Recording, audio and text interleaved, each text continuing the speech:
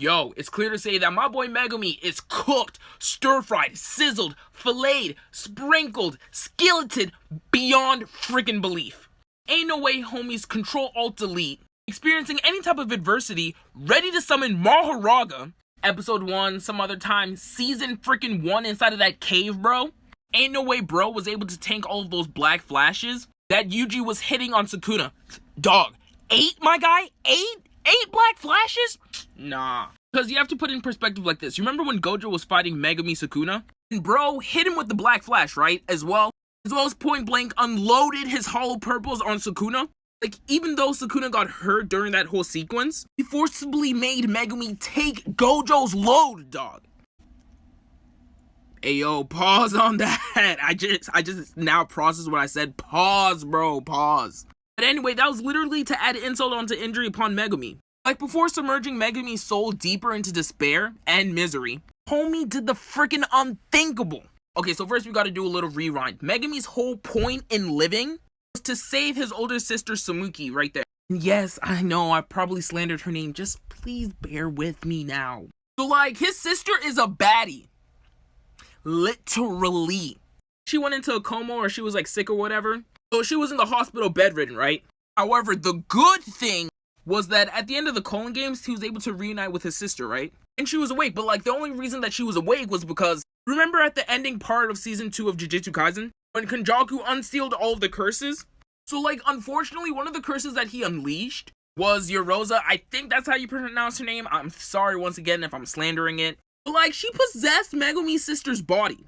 And homie was distraught. Like, literally imagine your sole purpose in life was to save your family member, right? Finally able to do it, but like, you know, when they finally come to, bro, they have like the spawn of Satan within them. Or like, for everything that you personally hate in life, for some odd reason, they embody that. And to add more insult to injury, during that entire sequence, Sukuna force-fed one of his fingers down Megumi's throat. He literally fingered him, bro.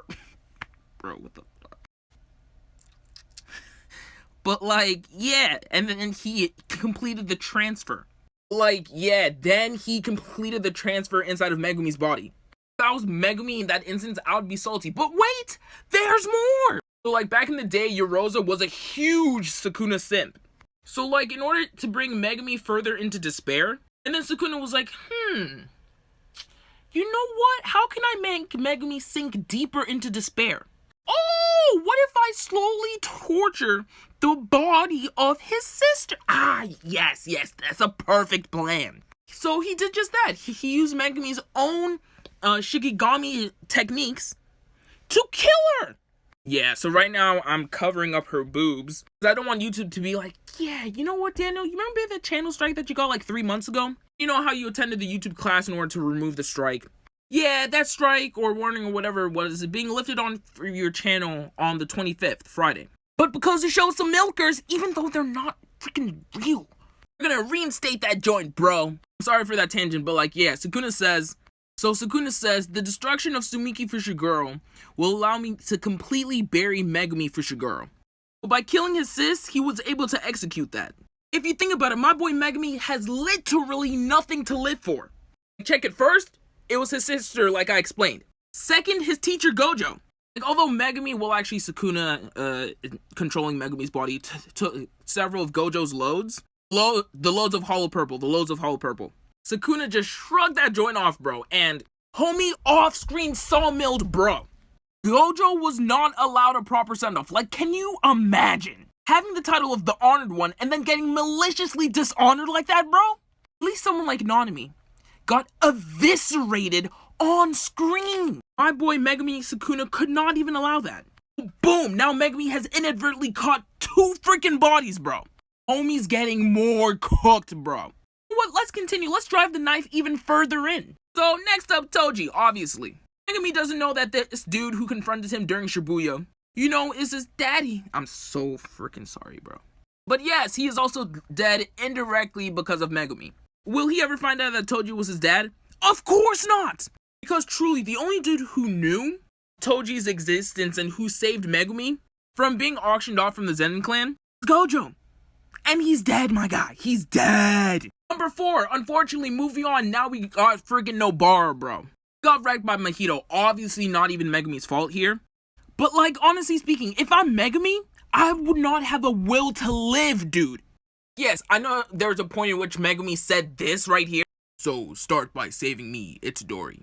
We all know he was capping, bro. Megumi's the furious capper, dude. This whole with this treasure I freaking summon. I want to control alt delete myself. Like, dude, the only way for Yuji to actually save Megumi, in my own opinion, is that Yuji has to kill Megumi. It's like, bro, what are you honestly going back to? Nothing. You have literally nothing at all. Oh, also, I just thought about this. At the end of Jujutsu Kaisen, Yuji has to die in order to complete the whole full circle. Wait, before I go to this next and final point, because this video is getting too long, what body, riddle me this, what body is Megumi going back to?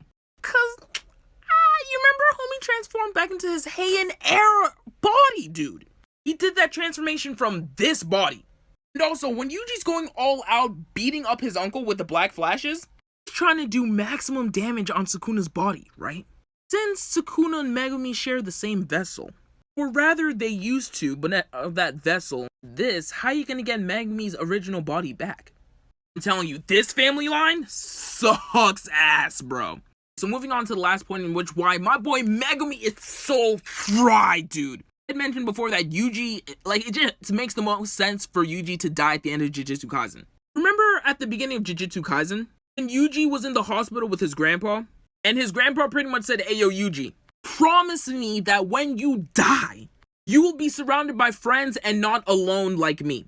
Yuji said, "Of course, I promise." And in that moment, I believe that verbal promise ended up being a subconscious binding vow.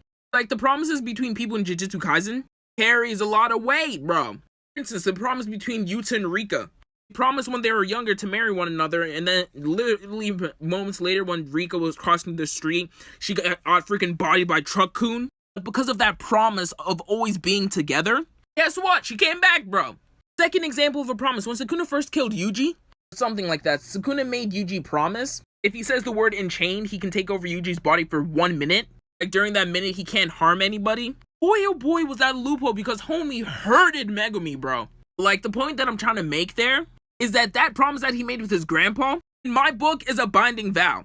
And if he breaks it, he dies as a consequence. But if he follows through with the binding vow, he still dies, but at least he's surrounded by friends.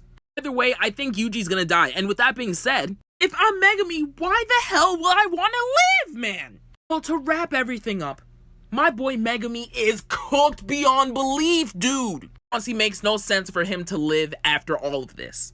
I hope you guys enjoyed this video. Make sure to like, comment, and subscribe. Take care.